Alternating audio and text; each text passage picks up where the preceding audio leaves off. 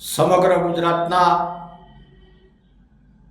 ઠાકોર સમાજ વતીથી, સમગ્ર ગુજરાતના કોળી સમાજ વતીથી, સમગ્ર ગુજરાતના માલધારી સમાજ, સમગ્ર ગુજરાતનો દલિત સમાજ, સમગ્ર ગુજરાતનો આદિવાસી સમાજ, તમામ સમાજો વતીથી ભારતીય જનતા પાર્ટી કેન્દ્રીય નેતાગીરી અને ભારતીય જનતા પાર્ટી ગુજરાતની નેતાગીરી હું વિનંતી કરું છું કે સૌથી વધારે ઠાકોર સમાજની ગુજરાતમાં વસ્તી છે.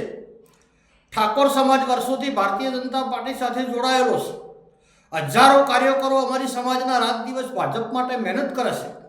એટલે ટૂંક સમયની અંદર ગુજરાતમાં પ્રદેશ પ્રમુખની વરણી થવાની છે, તો ગુજરાતના પ્રદેશ પ્રમુખ તરીકે ઠાકોર સમાજમાંથી વરણી કરો તેવી અમારી માંગણી છે.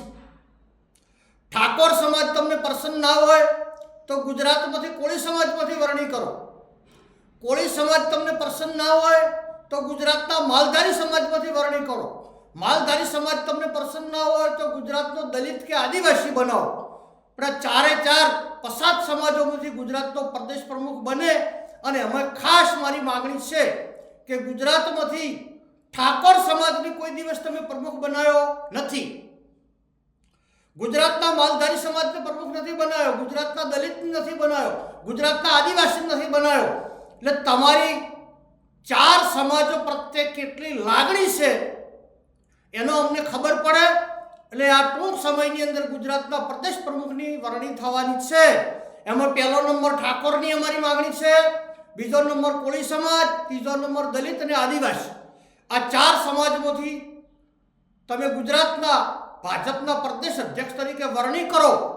અને તમે આ ચાર સમાજમાંથી પ્રદેશ અધ્યક્ષની વરણી નહીં કરો તો અમને ખબર પડી જશે, સમગ્ર ગુજરાતના ચાર સમાજને પણ ખબર પડી જશે કે આ ચાર સમાજોની કોઈ ગણના ભાજપમાં નથી.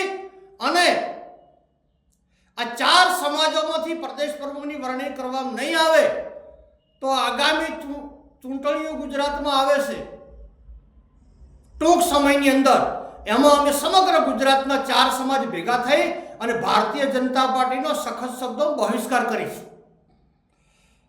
તમે અમને મુખ્યમંત્રી ના બનાવો, નાયબ મુખ્યમંત્રી ના બનાવો, કેબિનેટમાં સારા હોદ્દા ના આલો, પ્રદેશ અધ્યક્ષ ના બનાવો, તો અમારે ખાલી જિંદગી ઓટ જ તમને આલવાનું, તમારી વેચ કરવાની. એટલે આ ટૂંક સમયની અંદર દૂધનું દૂધ ને પાણીનું પાણી થઈ જવાનું છે. સખત શબ્દોમાં મારી માગણી છે કે ચાર સમાજોમાંથી પ્રદેશ પ્રમુખ બનાવો. અને પ્રથમ માગણી ઠાકોર સમાજની છે કે ગુજરાતમાં ઠાકોરો હજારોની સંખ્યામાં તમારી સાથે જોડાયેલા છે. અમારી સમાજના ધારાસભ્યો રાત દિવસ તમારા આદેશનું પાલન કરે છે. એટલે અમારી સમાજને પ્રદેશ અધ્યક્ષ બનાવો, ના બનાવો તો આ ચાર સમાજમાંથી બનાવો તેવી હું રજૂઆત અને વિનંતી કરું છું. અને પ્રમુખ નહીં બનાવો તો આગામી ચૂંટણીની અંદર સમસ્ત સમાજો મળી અને ભારતીય જનતા પાર્ટીને બાયકોટ કરીશું. સમગ્ર ગુજરાતની પ્રજાને જય જય ગરવી ગુજરાત.